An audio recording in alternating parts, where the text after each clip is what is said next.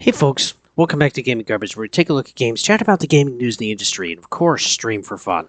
Today we're going over a very deep dive of State of Gaming, and we should probably call this one the State of Play, because we're going to be going over Sony as a company with their games, their products, their subscriptions, and their financials, and their CEOs. It's going to be a long one. It's going to be a big one. This one, too, is probably going to piss some people off, but this is factual data that we can pull up, and I'm actually going to be showing you some of this data on the screen while Bloodborne is playing in the background.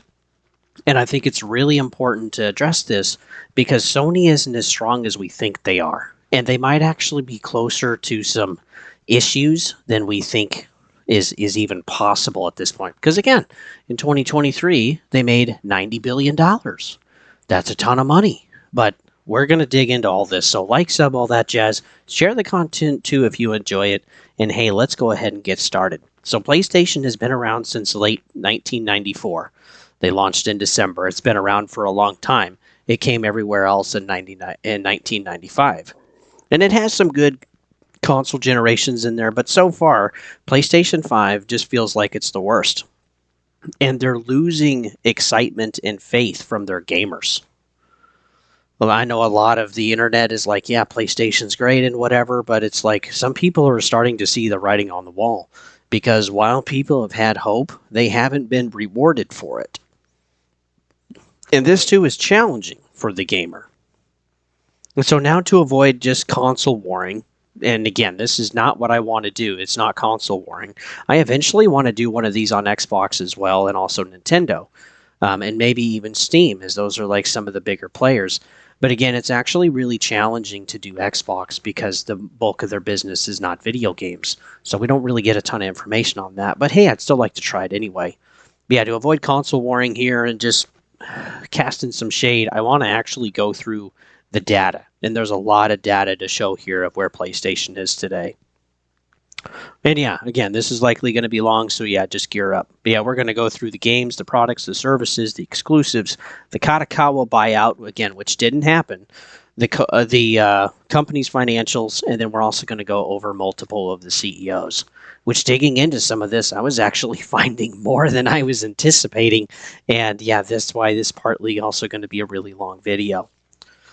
So the games. Sony prides themselves on exclusives, and it's their main push to actually sell their consoles and everything else. The console is basically a loss leader where they take a hit or they don't really make a lot of money, maybe 20, 30 bucks.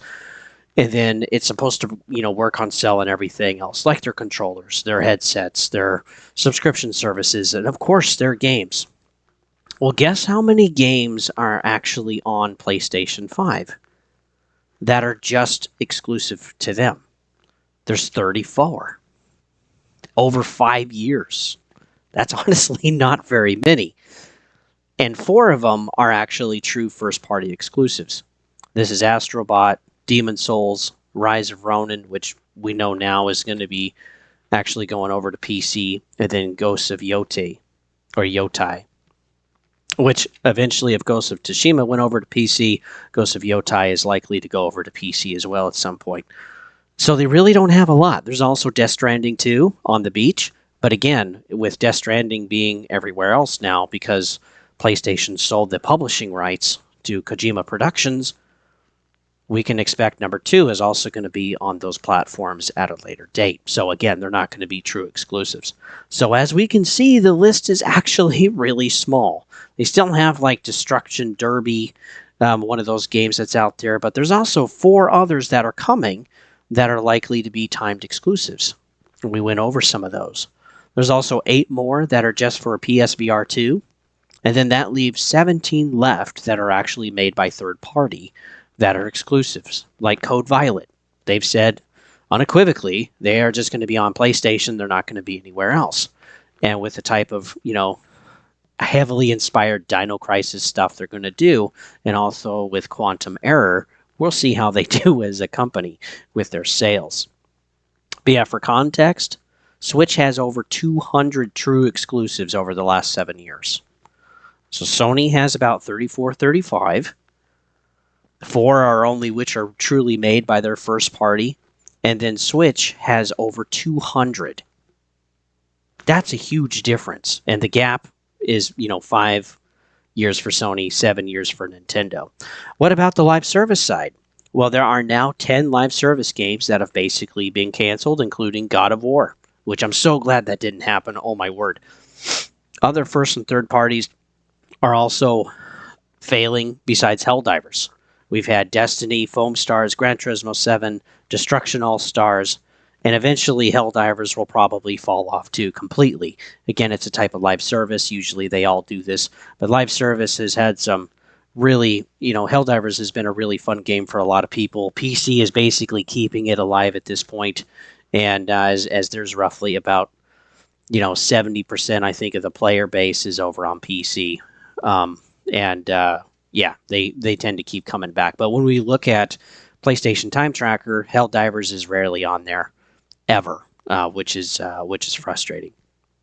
So yeah, again, PC is basically keeping that game alive, and that's probably where a lot of revenue is actually coming from too, at least as a video game for PlayStation.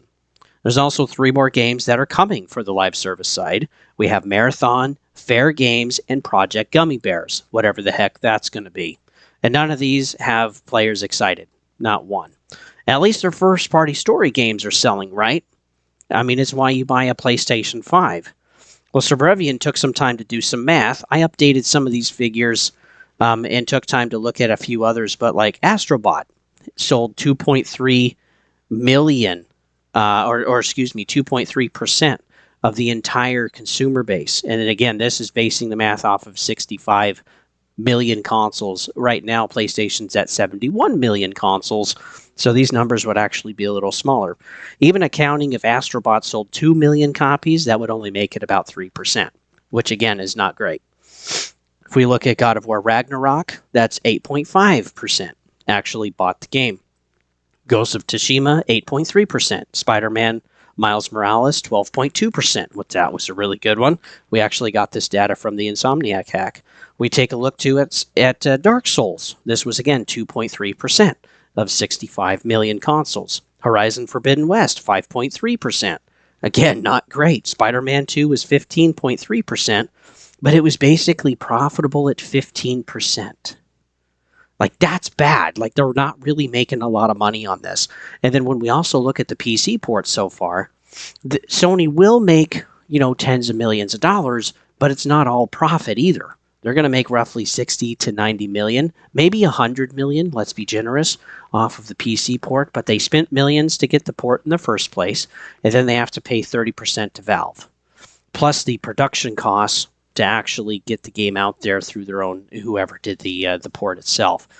So there's definitely millions that are disappearing that they're not going to be getting.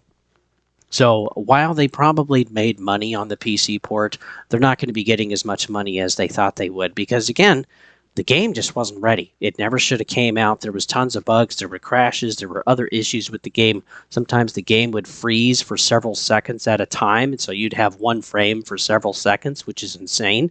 And it's like, again, this never should have came out when it did.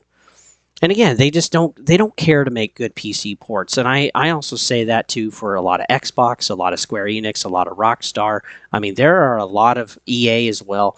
There's a lot of publishers that just don't really care about PC, but that's where a ton of the gamers are, and they just don't seem to see that. Because again, there's 132 million last count on Steam. Those are monthly active users. We also found out too that Helldivers 2 sold more than Spider-Man 2 did. Again, due to the PC players. Helldivers 2 has been their banger game, and it's been keeping the revenue going. For context, let's take a look at Switch consoles. They've made about 150 million, but I'm basing it off of they're at about 150 million consoles now. I'm basing these percentages off of when I did the research, and so this is off of 143 million. That's my calculation. So Mario Kart has basically sold like 38% of their total consoles sold, which is crazy. Breath of the Wild is 22%. And then Super Smash Ultimate is about 24%. Like, these are massive numbers. And again, these are only games that you can legitimately get actually over on Nintendo. But again, PlayStation, most of their, first-party exclusive games that they've had for years to be able to sell, just like Nintendo, they're not even hitting 10%. So it's like, why aren't they buying these games? There's 70 million of them now, which is crazy, and we should be seeing these figures go up, but I don't think we will. I think the figures are actually going to go down as a percentage because, again, people aren't going to buy it. And I'm shocked. Game of the Year, Astrobot, 1.5 million in the first, what was it, 7, 8 weeks? I think it was 8 weeks. 1.5 million sold. God of War Ragnarok sold 11 million in less than 2 months. And that was, God of War, excuse me. Yeah, that was also Game of the Year. And so it's shocking to me. It's like, that is way less consoles available. Players went out and bought God of War, and they bought a ton of that game, and then we have Game of the Year for Astrobot, and like, that's the best thing Sony could actually put up. And the one that's making them the money, again, is Helldivers right now.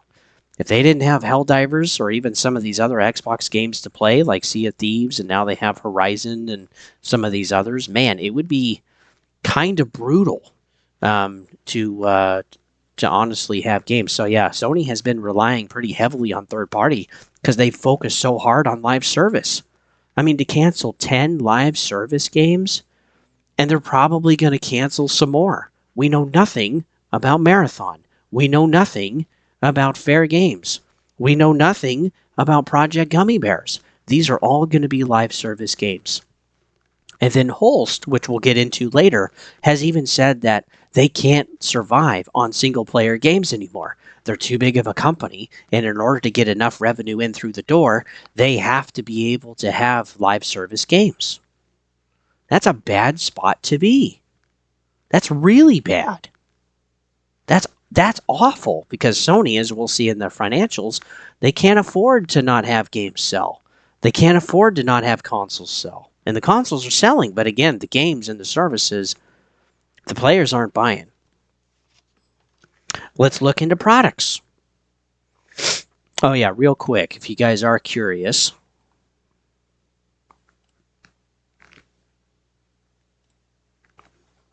This is basically their list of games real quick. Some of these, again, haven't come out, like Marvel's Wolverine.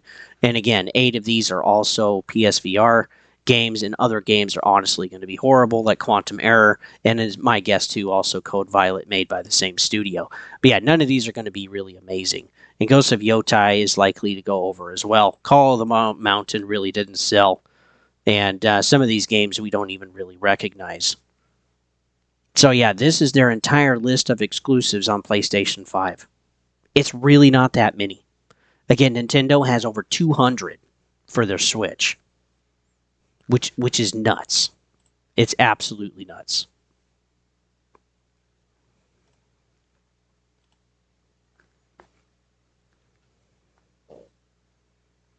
And so let's look at their products.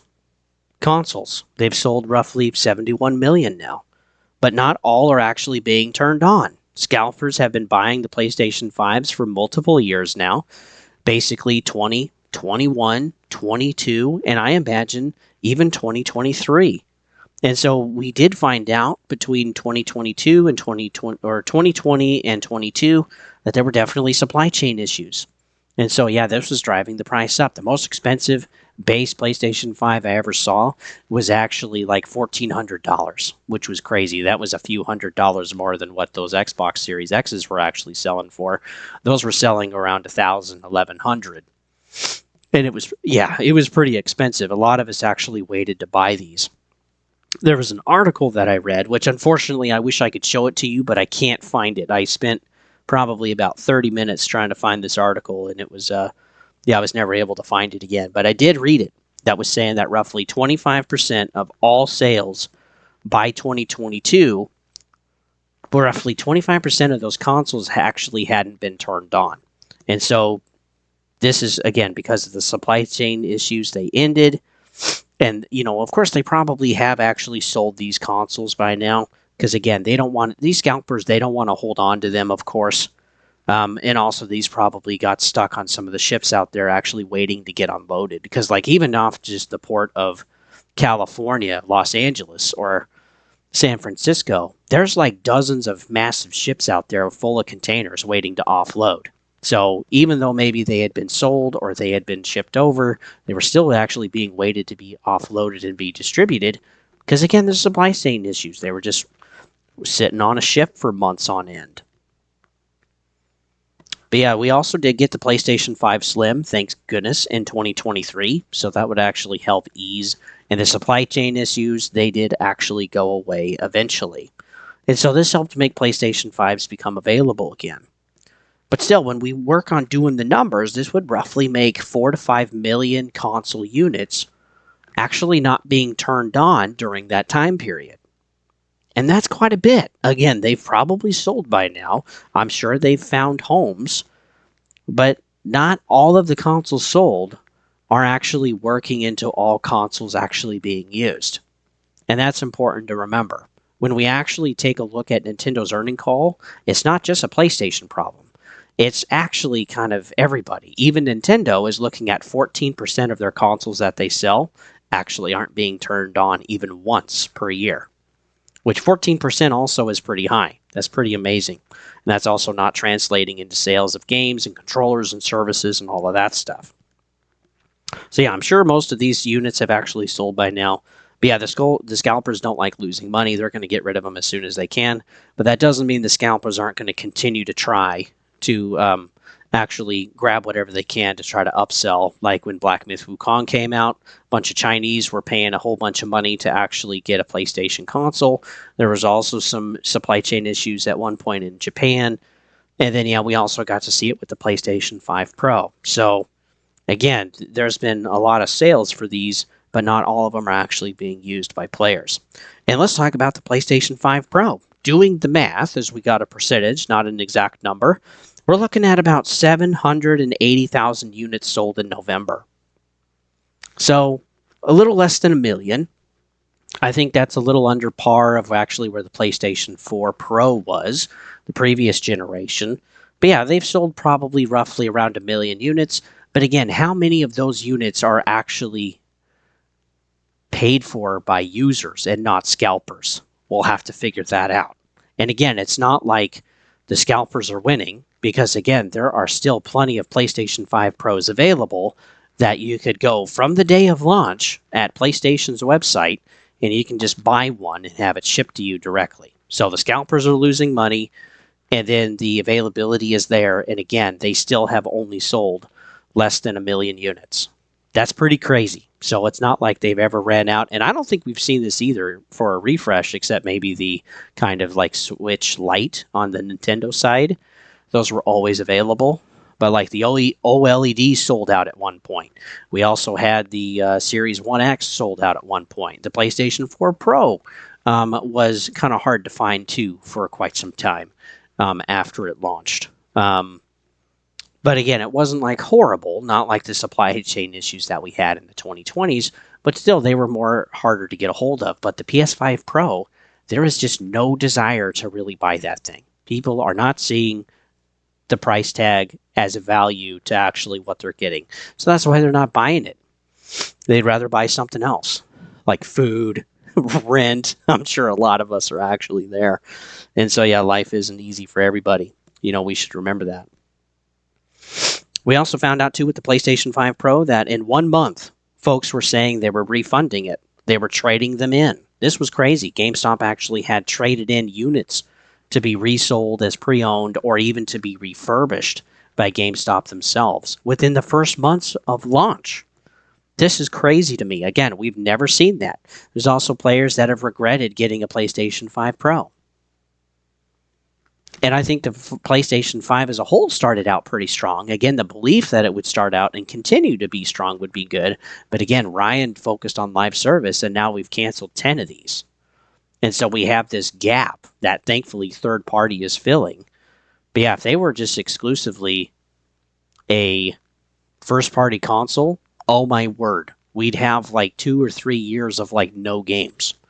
There'd be nothing to play with your PlayStation. But yeah, the PlayStation 4 Pro, we never saw this. consoles and units, they were not turned in. They weren't refurbished. They weren't available for sale. Again, until basically the PlayStation 5 came out, or was going to come out, then we did start seeing people trading in their PlayStation 4s and 4 Pros to actually get a little bit of a jump on the trade value. But yeah, this is just crazy to see. Probably the smallest difference most have noticed in a refresh as well. And again, it comes down to the value point of the PlayStation 5 is the difference that people are seeing on the screen versus the amount of money that they paid. Some of them can tell, some of them can't. You also have to have the appropriate TV to actually see those differences. And in some cases, some things are improved and other things are worsened because of PSSR. Again, it's not the type of miracle save-all we basically heard from Sony at PlayStation, and we got to see, thankfully, from Digital Foundry do some work on this, along with a few others, but a lot of it was Digital Foundry. It really put them on the map, if they weren't already. But again, it's ridiculous to see that it is hard to see these. I mean, we have to pixel peep and zoom in and lean into the TV and actually see some of these differences. I think the easiest thing to tell is the frame rate, the extra frames that you're getting. But again, some games didn't even get an extra 10 frames per second. Because again, these games were basically locked or weren't necessarily efficient enough with not having an upgraded CPU and some other issues. And so yeah, the PlayStation 5 Pro was just horrible. And the Pros, you still see them on the shelf. I have never seen a shelf of PlayStation 5 Pros where I live in Oregon actually be sold out. Walmart, Target, Fred Meyer, Costco, they're available. The Pro has always been there. They've never completely disappeared. I think around the holidays, there actually was a week or two where they were actually out. But again, it was a few days later I'd see them. And a few days after that, they would be gone again. But again, now with the holidays over, you can buy them anywhere you want to. They're available. And then still, you can go buy them on PlayStation's website. So scalpers are really getting screwed on this one. And I'm glad they're losing money. Because, again, go out and make some extra money, that's fine. But when you want to upcharge hundreds of a percent or even 1,000% more than what the device is actually retailed for, it's ridiculous. Like, who's going to pay $5,000 or $10,000 for a console? Like, people need to eat, man. You know, you could probably sell it for $1,000 or something, but or maybe $800. But again, if they're just available for purchase wherever you live or wherever you can access the internet, you're not going to be making any money. PSSR, ultimately didn't sell itself. It added issues, and then $700 without a disk drive too just did not help the problem. And then Sony also had to re-explain what actually PSSR was doing with the hardware, and that's how we should have led with all of it in the first place. Because it's less confusing for devs now, and it's easier to understand actually what's taking place for gamers, and that's how it all should have been done in the first place. They totally missed an opportunity there. I think they would have sold probably a few million if they had led with that video. Because it does show at least, yeah, there's definitely an improvement. We can see how it's working and why it's working the way it is. And why didn't they lead with that? It seems so simple to me. You should always put your best foot forward, right? But again, that's not what happened here. If we look at the PlayStation VR 2, they expected 2 million units to be sold at launch within that first month. They got 200,000. They only got 10%. So they cut back production. They had some factory layoffs. They also discounted the thing $200 down from $350 to or from $550 to $350 for the holidays. But again, I still don't necessarily think they really sold that well. After all that, they still haven't even sold 1 million units. There's 71 million units out there of PlayStation 5s, and they haven't even sold 1 million yet. They've roughly sold somewhere between 600 and 700,000 PSVR 2s. It's also been so bad that even the hand controllers now work with the Apple's headset. Again, we have never seen that. This is like, except for I think PlayStation 3 maybe? Again, with those like blue and pink bulbed torches. or flashlight looking things, which again were incredibly hard to find. I think they did work with some other hardware, third party. But again, we don't really see that. PlayStation likes to keep everything in-house, likes to make sure that everything actually works with all of their other equipment, and doesn't really work with other third-party equipment. And again, this keeps more things in the ecosystem, more money in the ecosystem, but it's not generally better for the player or for the buyer because, again, they're limited to what actually the first party provides. And if it sucks, well, you're just going to eventually piss off enough people where they're going to leave your ecosystem or not be a part of it anymore, and they're going to go to somebody else. We've seen that already with Apple themselves.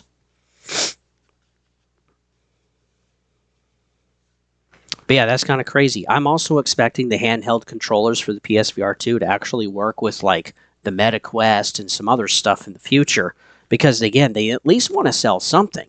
They have all of these units laying around that they can't actually sell, including the controllers. So that would be a good thing. Again, they're trying to sell something, but even the Apple headset isn't actually going anywhere. So I don't think they're going to get a lot of sales on those handheld controllers.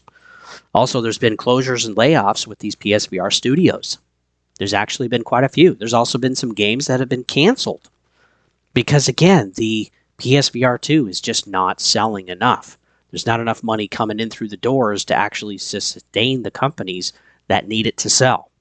And that's why they're being closed and being shuttered and the layoffs are happening, which, again, is a frustrating part of the business. But, again, it's got to be a company first.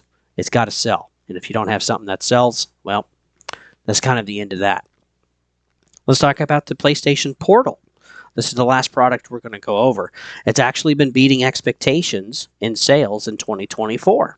There were some scalpers, but again, since it could only really work with the PlayStation 5 console, it had to work that way. You had to actually be connected, at least as far as I understand. But now they're actually allowing it to be separate from the PlayStation 5 console, and I think that's actually helped also get some sales through the door, because now your PlayStation Portal now works like a streamed handheld, like one of the Asus handhelds out there, or I think it might be LG. I forget which one. It's white. It's like $300. So yeah, $200 for a handheld that you can take around and stream PlayStation 5 games only is actually a pretty good value. I think that would actually be pretty great. And as long as you have a pretty good connection, the streaming actually works really, really smoothly. And again, you can still find these PlayStation Portals if you want. They're on the store shelves. They're available. So Walmart, Fred Meyer, Target, Fry's, wherever you got, they're available to grab one if you wish. You just have to basically log in with your account, and it is part of a beta test currently for PlayStation Premium subscribers, but they are eventually going to open this up and actually completely release it, I believe, later this year, so that anybody can basically just buy one, not have to have the service, just buy games on the store and be able to play them. Currently, they've sold 2 million units in 2 years, and at $200, this is actually about 3% of PlayStation 5 owners. And again, I continue to actually see this go up because now the Portal can work independently from the console, which is great. So yeah, we'll probably see more updates after this. And honestly, this is probably the best move in short that Sony has had with the PlayStation 5 so far. Because again, they've made just horrible decisions, and now they've been firing some CEOs, and we're also going to get into that. Let's talk about subscriptions and services first.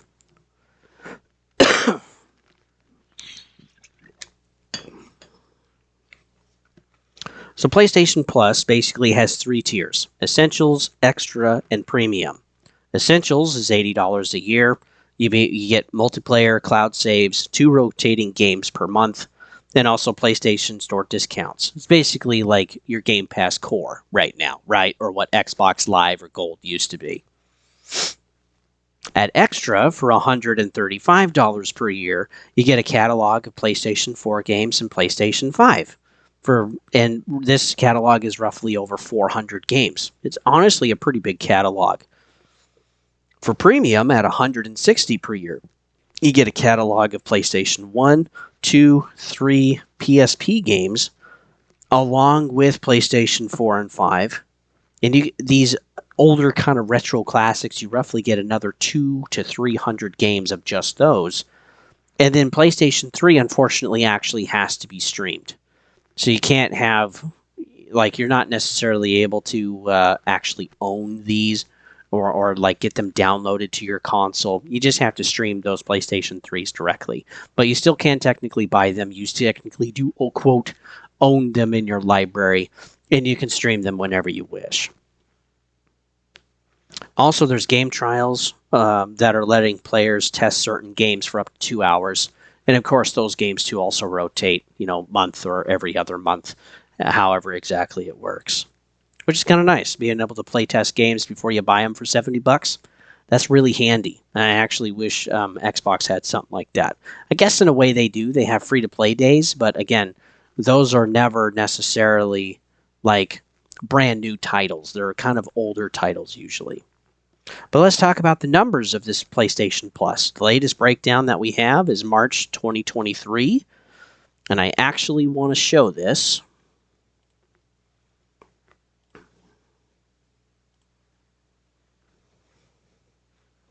We're looking at a total of 47.5 million. And again, we roughly have, at least around this time, this is 2023, as you can see at the top right of the screen. This was roughly around, I think, 50 million or 55 million console users. So a good chunk of them actually do have the service. But as you can see, the majority have Essentials. That's 33 million users that are just buying it for the multiplayer. And then you have 6 million on Extra and 8 million on Premium. But again, they haven't given an update for these numbers for almost a year and a half now. Which is, well, no, we're almost at 2 years actually, come March. So I think the reason they haven't really updated these is because they're not really growing. They're not actually getting any of these extra numbers.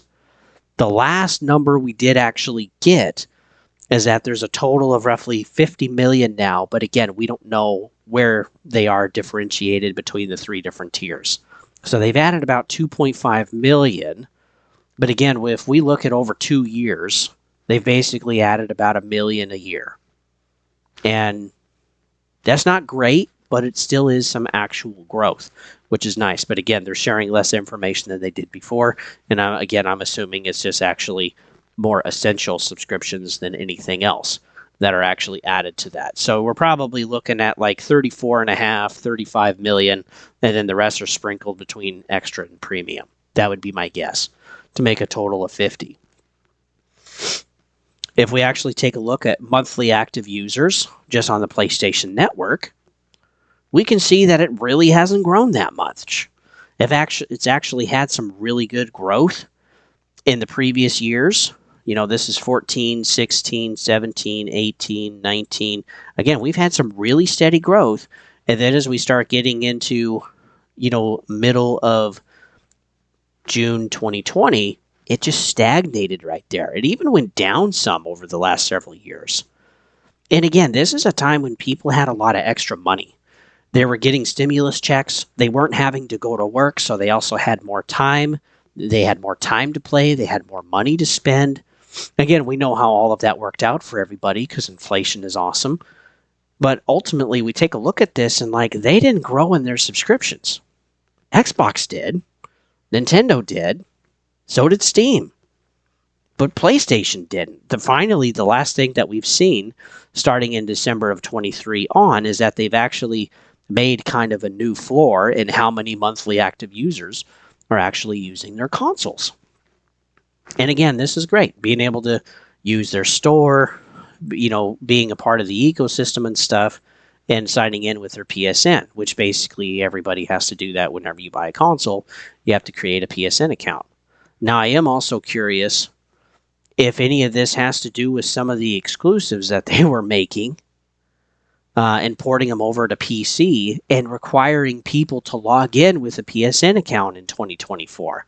Again, it doesn't necessarily account for December of 23, which there's a big jump there. Trying to think of what actually came out.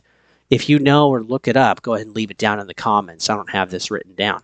But when we look at 2024, we're seeing that, there's kind of a new floor up in the high 1 teens for monthly active users. And this is probably when PCers actually started logging in and creating an account so that they could play Helldivers. I know I did. They told me, hey, basically you're not going to be able to play if you don't make one. And then, a few months later, they actually rolled that back, which is nice. Or a few months later. But yeah, this is probably some of the movement that we've seen. And then also every other game after Helldivers, they've been saying until recently, you have to have a PSN account. Now, some of their other games like God of War and The Last of Us Part 2, Remastered, and some others I can't think of off the top of my head, you don't actually need to sign in and have a PSN account to actually play those games on PC. There's also other games like Until Dawn that don't even technically require you. It says it does, but it doesn't actually stop you from playing the game without logging in.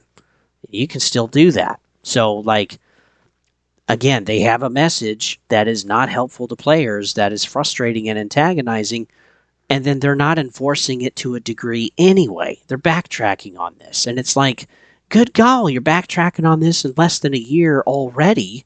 Why start with all of the fuss in the first place if you're not going to stick with it? It just makes you look stupid. What are they doing? And so here we see this fall off of 123, 118, 116, 116. We'll have to see with December. Again, we don't have those numbers yet. Hopefully we will soon. Hopefully we'll actually see this ticking back up again as every December basically it goes up. And again, this is with the holidays and new consoles being sold, and they definitely sold some more. I mean, we went from 65 to 71, so that's a really good jump. We should see some more MAUs popping up here for PSN. But ultimately, we'll have to see.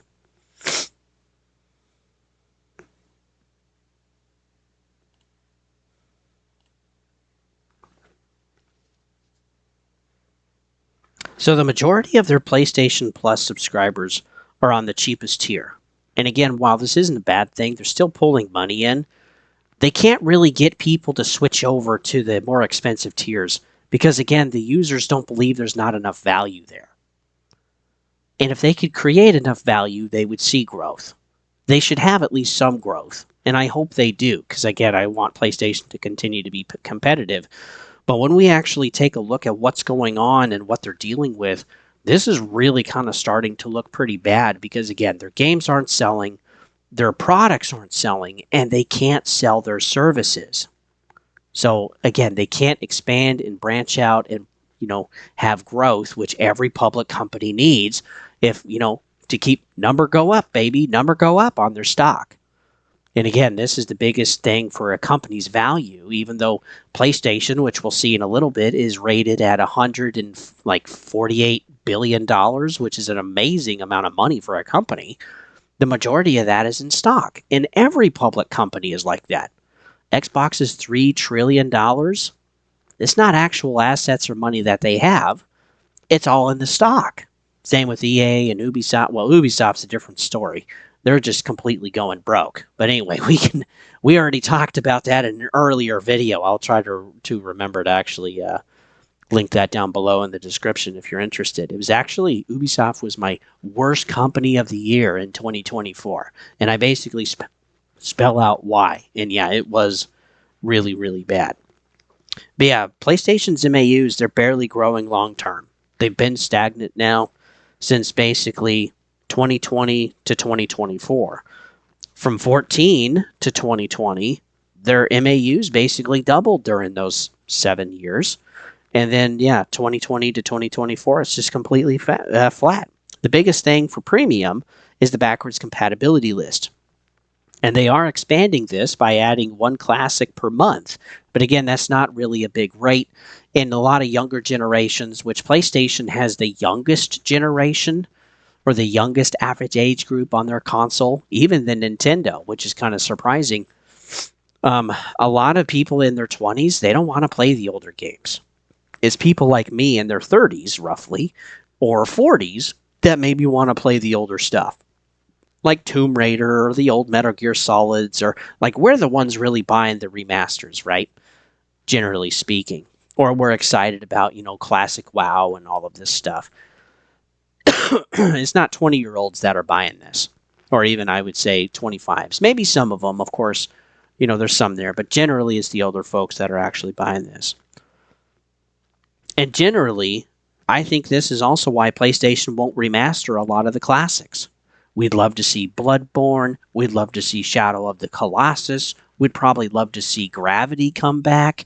There's a lot of different games that I would love to see. Sly Cooper Remaster Collection, remaster all of Ratchet and Clank, all of Jak and Dexter. Oh my word, bro. Get an entire remaster collection of Killzone, please. And then just let it be available as older games to Nintendo, to Xbox, to Steam.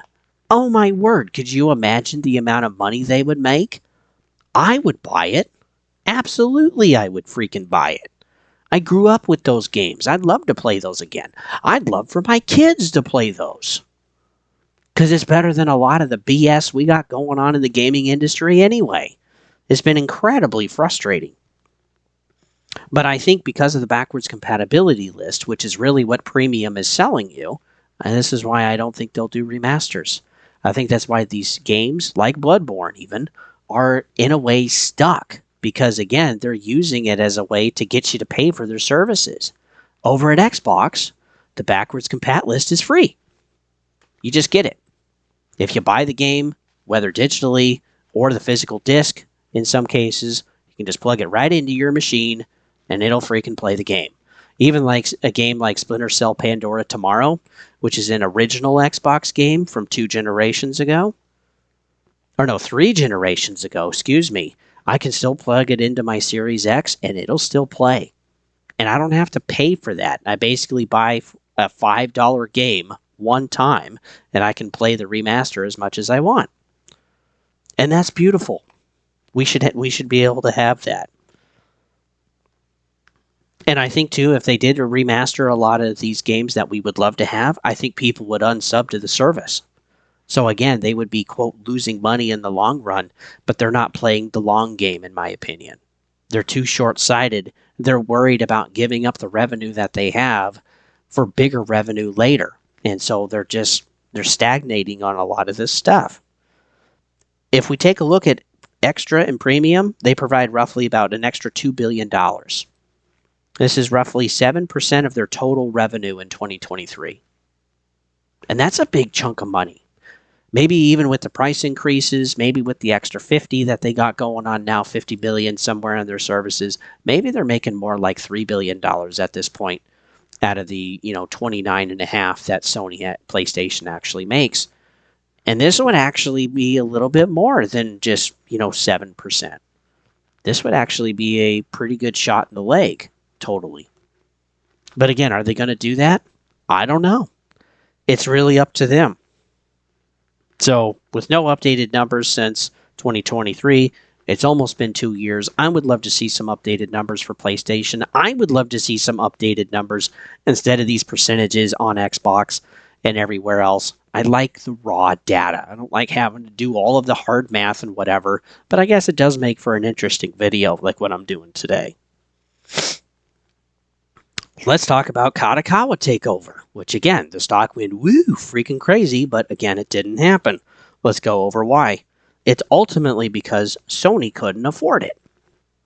So when we take a look at the divisions that Sony wanted, Kadokawa said they were willing to sell them, but they had to buy everything else too. They literally had to buy the entire company, which this would valued at the time $4.3 billion.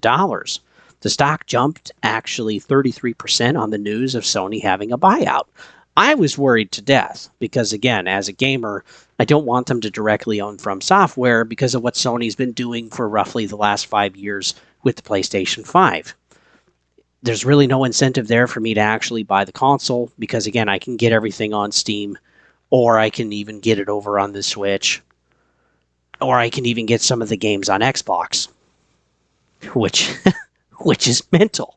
Like MLB The Show or Death Stranding 1, eventually Death Stranding 2, or even like Silent Hill 2 Remake.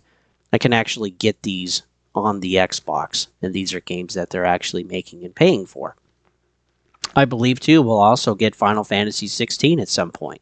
I think, too, we'll also get Stellar Blade, and if there's money in it, Black Myth Wukong as well. But Black Myth Wukong has kind of had its time in the sun. Maybe people aren't as interested in that anymore at this point because, again, the FOMO, so to speak, can kind of wear off. But again, we'll see what happens.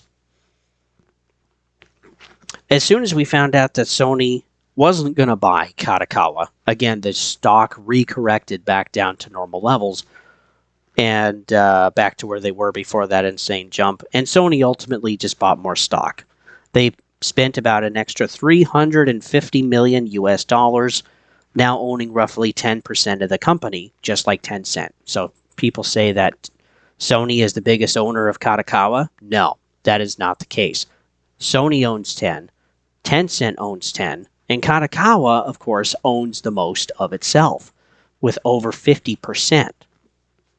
So again, like, congratulations, Sony is a big partner. They are going to make some money from Kadokawa, you know, whether it's on the anime side or on the video game side. But again, people, I'm just trying to get the facts straight here for y'all. So, because it's like Sony does not have a majority share or even a massive influence over From Software. It has an equal influence, just like Tencent, at 10% of the company. And that's it. So again, they're going to make some money. They probably have a vote on the board. But again, the majority of what's actually owned is actually Kadokawa itself.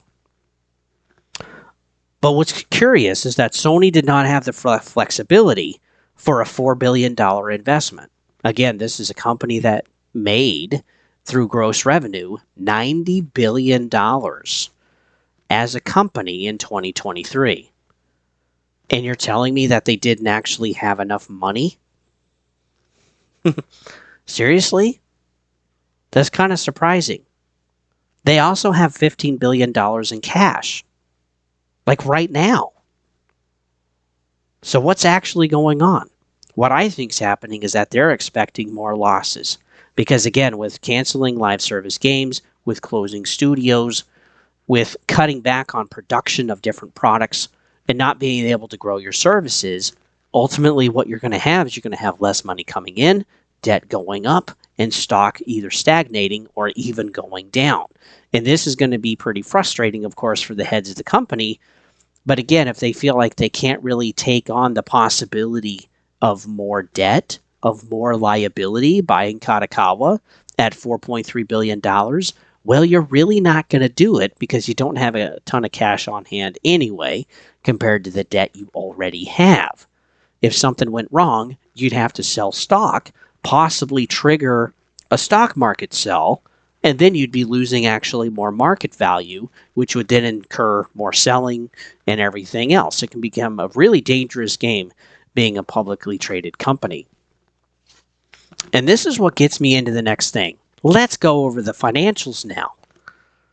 So things look like they're stalling in the business and that it's actually working on consolidating. And we're going to dig pretty deep. So the market cap is roughly $125 billion in stock. Cash is about $15 billion. Debt is about $28.5 billion. So they roughly have half of the cash to pay off their debt. Not a great place. But again, they do also have a lot of assets. And yes, they do also have a ton of stock that they could sell in the company. When we take a look at price per share, this is actually what they generate for every dollar invested that they put in. We actually see that this is actually declining, which is not necessarily good. 4 years in a row. The price per share was actually up last quarter, which is a good sign. But generally, it's kind of been negative, and that's or I think the last 4 quarters, excuse me, and that's not really a good thing. When we take a look at price per earnings, this is actually their price of stock against how much earnings they made or how much their gross income was. And again, this has also been stagnant for actually quite some time. Let's actually take a look at this, because yeah, this is actually going to be pretty interesting.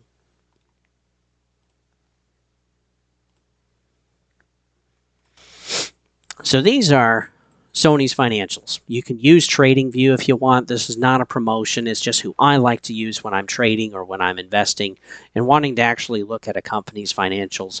And basically, you can look up any company you want in the world. It's not just in the United States or actually where you live. It is anything that is on any stock market. It's pretty cool. So let's go ahead and take a look at this. So again, we can see right here their market cap is roughly about 140. This has actually gone up since the last time I did research. We're seeing too that their debt is about 28.5 billion, minority interest is about 2 billion, and then cash and equivalents is around 15 billion for a total enterprise value of 156 billion dollars, which honestly sounds really good. Yes, it is a pretty good rap sheet. But again, the majority of their stock, the value of their company is in their stock. So again, their market cap is 140. And then when we look at enterprise value, well, that's basically their cash against their, added with their market cap. And that's basically how we're getting that number. And yeah, these are the price per earnings is in orange and price per share is actually in blue. And when we see here, we're looking at these different quarters, is that we can see it basically be actually pretty stagnant until we finally get into the last quarter, which is Q2 of 2024. We're going to have the next quarter in just a few days. We'll have to see what that is, but I'm not going to necessarily have an update to this video because, again, I got plenty of other content I want to focus on. And I do actually expect it to be better because, again, December, with the holidays and everything and sales, the sales go up every December, and that's what we should actually be seeing. But I'm not sure if it's actually going to beat last December's earnings. We'll have to see. When we also take a look at the price per earnings, how much money they're actually making against how many shares they have, which basically the stock should be, at least right now, $15, $16 a share, and the stock is like 20 or 25. It's a lot higher than it should be, but it's still, quote, a good value. I don't know about that. We'll have to see because, when we look at their future forecast, it's not necessarily pretty. But as you can see, the last 3 quarters, it's been pretty stagnant. They did have a little bump, but again, their price per earnings didn't actually go up, but their price per share did. So they're generating more money, technically, but they're not, or let's see. No, this shows that their price per share is actually going up, which means stuff is being sold for their stock, but their price per earnings is actually staying the same. And so I'm not entirely sure really what's going on, but yeah, this doesn't necessarily look good because you don't want a divergence like this because you're not actually growing your earnings, but you're unfortunately selling your stock. And that's not necessarily a good thing. When we take a look at the annual, the price per share has actually been going down for the last several years. And then again, we actually have a pretty stagnant price per earnings. So yeah, price per share has been going down. Price per earnings has been stagnant. And again, no matter which way you look at this, it's not necessarily a good thing. So they understand they need to make some changes. When we also take a look at their net margin, again, quarter, these are all quarters here, 7%, 9%, almost 10, 5.5, 7.7, and 11.6. This is actually really, really good. When we look at annual, it has basically been dropping again for the last several years, just like price per share has on the other chart we were looking at. So again, their net margins have been going down. They know they have to change something because what they're doing isn't actually working. And this, again, this is actually kind of concerning. Their dividend yield has also been going down on how much they're actually providing. It's been going up, but again, they're still not back to where they were like in 2019. And then even their forecasts, again, basically follow the same type of trend. It's kind of leveling out. When we take a look at annual, they're actually heading down and staying stagnant. And so, this is not good. This is not what you want to see in a company long term. When we actually take a look at Ubisoft, they kind of actually look like this, though it's a lot more drastic. I'll say it that way.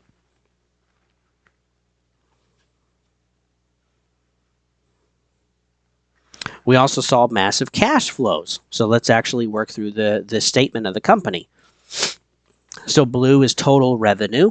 And so, over the quarters, we're looking at 23, 21, 19 and a half, 25, 23, 19, 19. We're starting to stagnate again, which again, that's not good. You want your revenues to actually go up. When we start taking a look at total revenues, gross profit, and operating income, we're seeing that total revenue, again, is actually down over the average. When we take a look at gross profit, it's actually pretty high compared to some of the others, or actually in line with a lot of others. But the gross profit isn't necessarily turning into actual money or percentage for them as much as they would like. Again, the last quarter was like 11.6% was actual net profit for them. When we take a look at operating income, this is them basically, again, putting money in and how much they're getting back. They had a massive increase. Again, we're looking at $3 billion. They did this again 3 quarters ago at another $3 billion. And again, another 4 quarters before that at another $3 billion. So they're able to do this actually every so often. That was a really bad quarter. Holy crap. That was horrible. Not even $1 billion. But lately, they've been actually making some pretty good money. And again, $3 billion should definitely be something that should be good. But again, if you have one quarter that's really good and other quarters that are mediocre or bad in your year, the really good quarter is going to bolster up your year, your annual, right? Is going to make it look better than it really is. But the other 3 quarters or the other 9 months of the year really aren't that great. And this is kind of something that we're seeing too with Ubisoft. They'll have a much better quarter or a much better 6 months when they have games releasing. But then again, the other 6 months, the other quarters that they have really aren't looking that great. And yeah, we're starting to actually see this trend constantly. Net income, again, $2.3 billion. That's pretty good. Again, it's been better. But again, we have these quarters where there's a big jump of, over $2 billion in actual net income, which should be good. But again, we're starting to stagnate. Let's look at earnings. Looking at their forecast, it's not better. This one's actually pretty good. But again, when we look at annual, there should be an actual increase in 24 compared to the previous, an increase again in 25, an increase again in 26.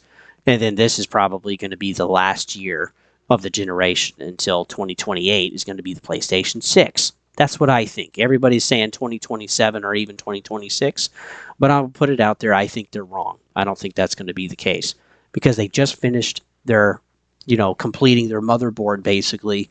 They still have to do mass production. They still have to do testing. They still have to build the box and everything else. All of the other studios have to get ready with their launch titles.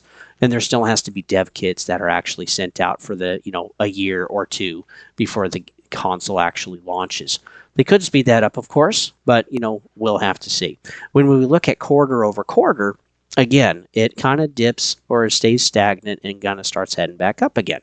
So they're expecting their EPS to actually go up, which can just show that maybe they're looking to actually become a little more slim, a little bit more profitable, but not actually having more revenue coming through the door. When we take a look at their revenue, it's kind of, this one is supposed to be the big one. Again, this is going to be the holidays, but when we're taking a look at the other quarters, they're kind of generally more flat. There's definitely an increase here, right? But it's kind of more flat here. So this is showing that the revenue is going to be kind of stagnant. This next quarter that they're going to share in the next, 10 days or whatever it's going to be, is going to be the good one out of the next 4 that are forecasted.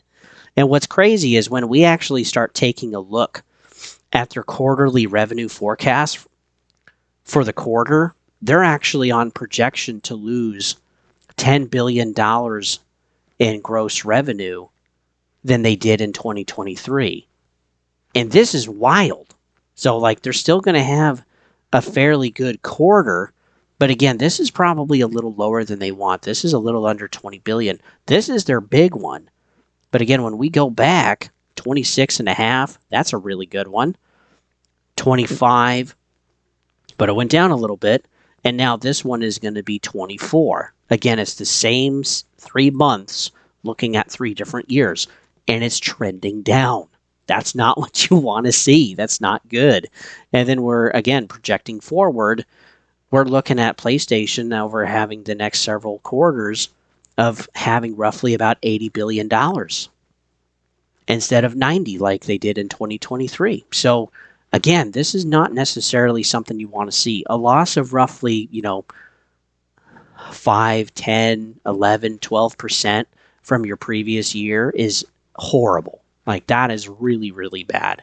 Now, how they're going to turn this around and why we're actually starting to see this in the forecast for revenue is because they've lost money on their live service games.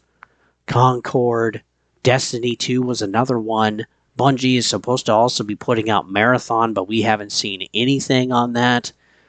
Like, things are really not looking great. And then they have a total now of basically 10 games that they've canceled. They've also canned multiple studios, which again, we're having layoffs. They're just hemorrhaging talent instead of actually keeping people that can make good games. Well, they're just going to go somewhere else, most likely. Some of the other ones, some of the bad ones are going to be fired too, and they'll likely find another job.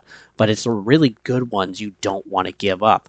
And I'm afraid that's actually what's happening in the gaming industry.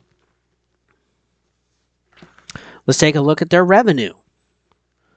When we take a look year over year and how it's all breaking down, gaming and network services were really good. $29.5 billion. That's great. And these are year over year, by the way. When we take a look at entertainment and technology services, it's down quite a bit. And it's been going down for the last 3 years. When we take a look at finance, that's actually up. But again, we're not back to where we used to be compared to 2020 and 2021. So that's kind of been falling off some too. Music, we've seen a steady increase. That's good. But again, it's not a ton. It's a little bit. Imaging and solutions, relatively stagnant. We've seen a little bit of an increase, but again, it's not much. Movies, that's stagnated and even gone down again for the last several years. And then we have other, whatever that is, and that's been definitely decreasing a ton. And then we look at these other ones like home entertainment, semiconductors, mobile communication, and components. Well, they just don't even exist anymore.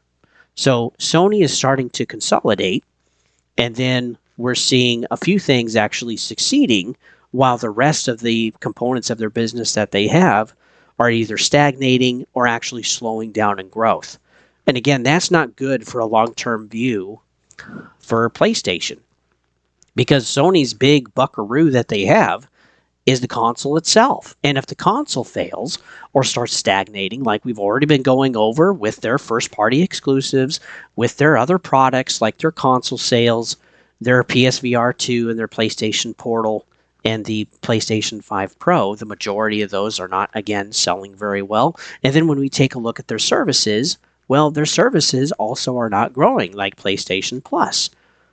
And so when we see the big thing that's making their company money at $29.5 billion, when we start seeing those little components of that part of the business slowing down, that's dangerous. Seriously, that is really, really dangerous. And the other things that they haven't been able to make money at, they've just cut them off. Well, they can't cut off the PlayStation because they're not going to be able to survive as a business when basically 33% of your revenue comes from one particular category. It has to be sustained. And so they know they have a problem. And this is what leads me to my last piece. The executives of the company. So let's start with Ryan. Let me pull up the video again. So yeah, let's start with Ryan. He was appointed over PlayStation in 2019 through 2024, and we see the lowest net income in 2019. And there was definitely a spike, right, with COVID money and stimulus and all that stuff. And supply chain issues probably helped out a little bit with that as well. But then we've just kind of seen this steady decline of profit margin of, even though revenue has been increasing, they're not actually making any more money. They're actually losing money year over year, which is crazy. And after live service basically is failing and seeing the trend of Destiny 2 and other projects, Ryan, quote, retired after 28 years with the company. Only live service that has been successful is actually Helldivers. Ryan did say that ultimately the console was not enough to keep Sony alive. That if they were going to keep PlayStation growing and keep it going, then they needed to be able to branch out outside of just PlayStation 5. And that's what Sony's actually been doing. They've been putting it over to PC. They've been selling some of the publishing rights to a few of their games, like MLB The Show and to Death Stranding, to be able to get stuff over to Xbox, because of course that's what the publishers want. They want to make more money. They want the biggest pool they can technically sell to and actually make that cash. And yeah, this is truly interesting. We've also been seeing games going over to Nintendo, like Lego Horizon Adventures. I don't really know how well it sold. I know it didn't sell well on PC, and it also really hasn't sold well on PlayStation because it doesn't even really show up in their top 100 chart at all. And so yeah, I'm imagining Nintendo didn't really sell that well either. If it was actually on Xbox, I would buy it because I have like the other 23 games, Lego games that are on Xbox, and so yeah, I would just add it to the collection for my kids to play. And I would even probably play it too, because again, I've never played another Horizon game, but from what I've heard, I'm not missing too much. We're also taking a look at other publishers like Square Enix, Capcom, KT, and Kojima Productions. They want their games outside of just PlayStation. True exclusives aren't enough anymore. Even timed exclusives. Square Enix has clearly said no more timed exclusives. If it's coming out on your console, it's also going to come out on Xbox, Nintendo if possible, and PC. We are literally going to splash this all over the place, because when we take a look at these other companies, these other publishers like Embracer Group, Take-Two, Square Enix, and Capcom, they need to make money too. Imagine that. And exclusives aren't profitable. It's necking down how much they can actually sell. They're seeing that in their earnings calls and their projections and forecasts, and they're like, well, we're not going to be existing as a freaking publisher if we keep making exclusives just for Sony. Because again, looking at the games at the beginning of this podcast, there's not enough actual sales for the biggest name brands of PlayStation. Like, it's unbelievable. And so the publishers are figuring this out. Of course, they want everything to go everywhere else. It's all about making money. Follow the money. Let's talk about Herman Holst. So he's now, well, he's kind of the CEO of PlayStation Studios. That's more like Nishino, because Nishino and Holst took over Ryan's position as co-founders, and then Nishino was elevated in January above Holst to take over Sony Interactive Entertainment, and now Holst has stayed where he is, but he's not like, quote, the CEO anymore. He still has his necessities, or his job, we want to say, but he doesn't necessarily carry the title anymore. So we could kind of see that as kind of a demotion. But either way, with Holst, he's basically loved Horizon, the father of Horizon, and also championed Concord from Firewalk Studios when they bought it from Probably Monsters. And Holst really enjoyed these games, and he's still pushing them. But both of these IPs are failing. Concord lasted basically 12 days before they shut it down. And then Horizon, well, we're just getting like straight Horizon stuff. Horizon Zero Dawn Remaster, we're getting Lego Horizon Adventures. And again, I don't think these games are necessarily selling well, and they're not bringing in as much money as they need to, because maybe they're making a little bit of actual profit on this. But again, it's like each one of these games actually has to be ported over to the other platforms that they're selling it for, and that's taking it out of their bottom line some. And then whatever they're selling, of course, on these other platforms, they're not getting 30% of that sale. Whether it's Nintendo, Xbox, which again, Horizon has not come to Xbox, that's not what I'm saying, but other games have, or to Steam, they're roughly taking 25-30% of the total revenue of that game when they actually sell a digital copy on the store. And that's challenging. If there's physical copies, that's more money that's being taken away from them for the actual sale. And then there's plus the development cost in the first place. So like Horizon is not making them money. Like, they got to stop. They better have something better. And then again, Concord was expected to be like $1 billion IP in 10 years, basically by 2030, so to speak. And not even close. They didn't make any money whatsoever. And I would love to see numbers. There's still probably some physical copies floating around, but again, it's just a physical copy. You can't actually connect it to anything, so it's just a paperweight. Congratulations, that was a really expensive $400 million mistake. Let's see, both Holst and Nishino, we already talked about that. So yeah, on January 29th, Sony announced that Nishino was going to be promoted over Holst, take over Sony Interactive Entertainment, and also the platform and studio business part of the company. Holst, again, will continue his role, but he'll report directly to Nishino. Holst will also be pushing for Sony Interactive and for Sony Pictures to make game adaptations. So he's going to be that kind of coupling between the two different departments, between Sony Interactive Entertainment and also Sony Pictures, and work on making game adaptations. So they definitely have some in the loop. We know that they did cancel like a Horizon. Oh man, Horizon again. They canceled the Horizon TV show, but now we know that they're actually working on like a Horizon movie. We know too that there's also a Helldivers movie being in the works. I really want to see that. They better not frick it up, or I'm going to be pissed. And then we also know that like Twisted Metal is going to have a second season that's being worked on right now, and we're probably going to be seeing other IPs as well. Maybe even another Ratchet and Clank movie. That would be interesting. But yeah, they got to also get these movies right, because Sony Pictures hasn't been making money either. They've definitely been hemorrhaging some stuff.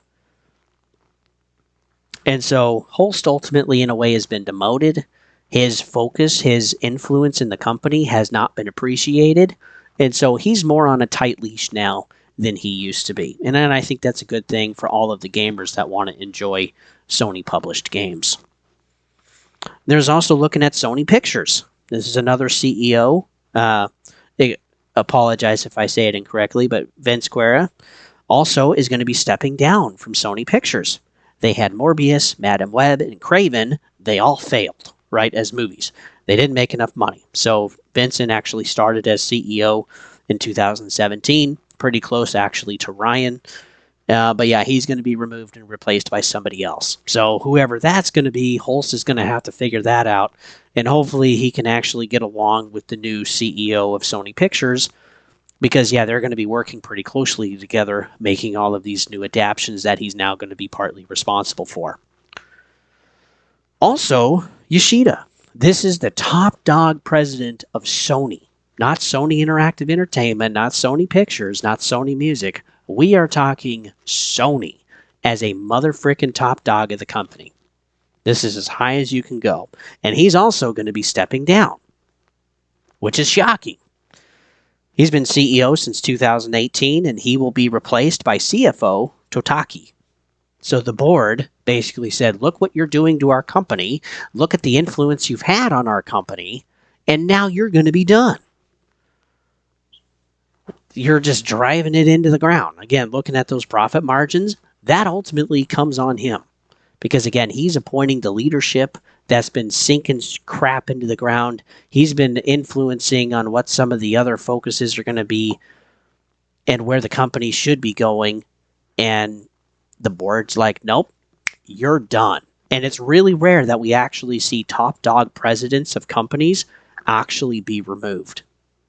It's usually lesser companies or like senior CEOs or CFOs or something like that. Or maybe even, kind of like regional or department managers, if you will. But the actual top dog of a company, that's really, really rare to see. So ultimately, most of these replacements, they're going to happen on April 1st of 2025 this year. All replacements listed will happen within 12 months of each other. So Sony is making some moves. They completely understand that canceling games didn't work. Layoffs didn't work. Cutting production didn't work. Delaying games, that hasn't worked either. Porting over to PC and selling some of the production rights, over to the producers so that some of these games go to Xbox, that doesn't work either.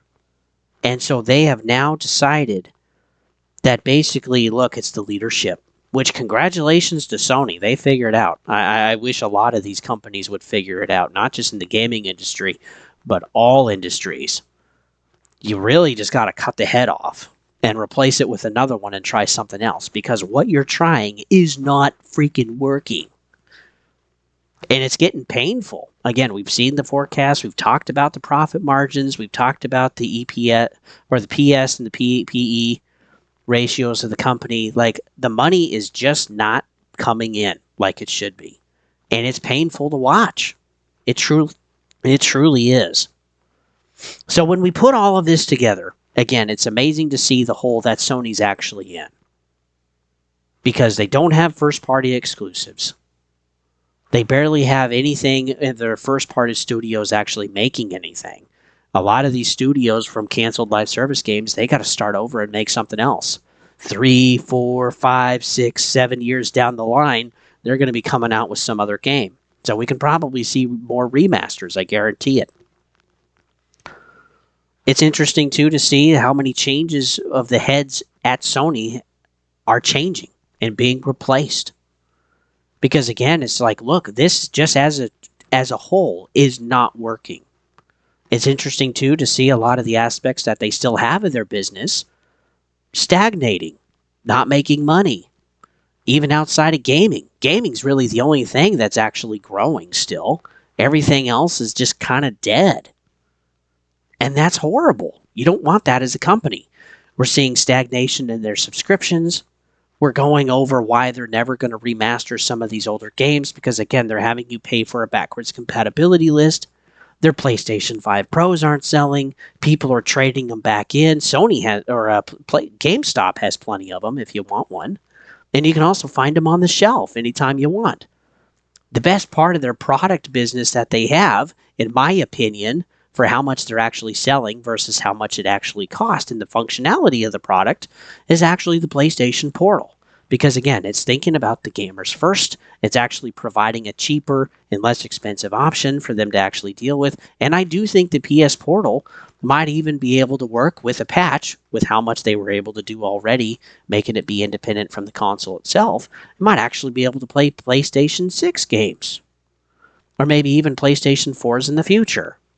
That would be great for those that don't actually want the files local on their hardware. They can just stream the games, and that's becoming more popular anyway with the younger generations. But Sony still has a lot of financial runway, luckily, as a company, even with all of this mess, but they know they need to change leadership. And so that's why we're seeing these changes in the last 12 months, which, again, is pretty incredible to see. The biggest risk that I feel like Sony has is that their gaming market is the biggest part of their business, roughly a third. And if they work on losing faith with their player base, if the games fail, ultimately the company will too. Because, again, they're selling consoles, but they're not selling services. They're not selling video games. The best games that they're actually selling are barely turning a profit, like Spider-Man 2, and the few third parties that they are not actually making. So, and we can dick around on what's first party and what's third party, but, you know, if Helldivers is a first party game, then Sony is ultimately making first party games that are going over to Xbox. Okay, like MLB The Show, right? Like Death Stranding.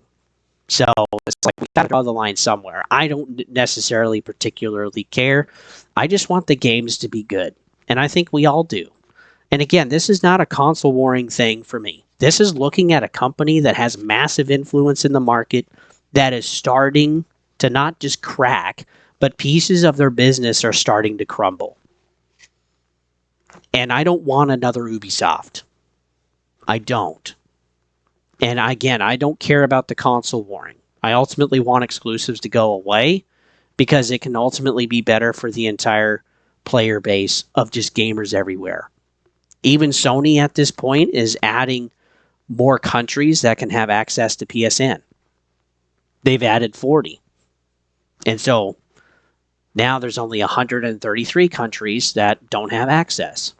So they're branching out in every way that they can to ensure that they're capturing as much money as possible. Excuse me, because they ultimately know that they're not in a good place. And again, they got to make that money. So if you really enjoyed this video, man, give it a like, would you? Sub to the channel if you'd like to see more of this. I do these deep dives, these states of gaming, whenever I have something to play or necessarily talk about. So they don't come out on a regular basis, but I try to do one like once every couple of weeks. And then there's other stuff that I do on the channel too, just like news and playthroughs and game reviews, at least initial looks. And then, too, if you really enjoyed the content, man, please share it with somebody. Give me a boost to the algorithm if I've earned it. And hopefully you guys are doing well. Man, I am here sifting through the data, bringing you the news, and I love doing it. But ultimately, why I do the news is just to give you accurate information so that you guys can make the best decisions for your future for gaming. And with that, folks, I'll see you guys on the next one.